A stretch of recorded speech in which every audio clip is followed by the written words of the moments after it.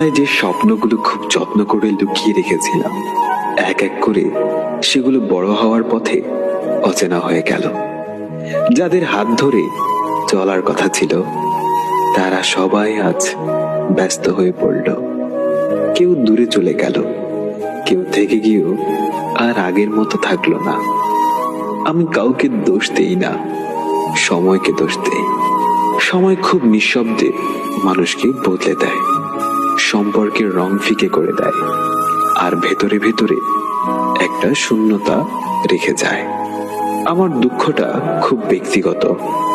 রাতে হঠাৎ ঘুম ভেঙে গেলে কারোর নামটা ভীষণ মনে পড়ে, কিন্তু তাকে ফোন করার সাহস হয় না।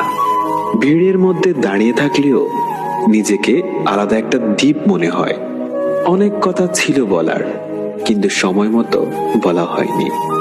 অনেক অনুভূতি ছিল, কিন্তু সেগুলো গুরুত্ব পায়নি। ধীরে ধীরে তাই শিখে গেছি চুপ করে থাকতে। কেউ যখন আবার জিজ্ঞেস করে আমার কি দুঃখ, আমি হাসি, কারণ ব্যাখ্যা দিয়ে বোঝাবে কে। আমার দুঃখটা খুব সাধারণ, প্রতিদিনের মতোই স্বাভাবিক, শুধু ভেতরে একটু কম আলো আর একটু বেশি নীরবতা। দিন শেষে আমরা রক্তে মাংসে গড়া মানুষ, দুঃখের গভীরতা সবারই এক।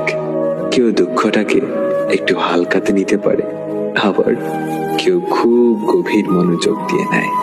খুঁজতে গেলে ঘুরে ফিরে দুঃখটা সেই একই।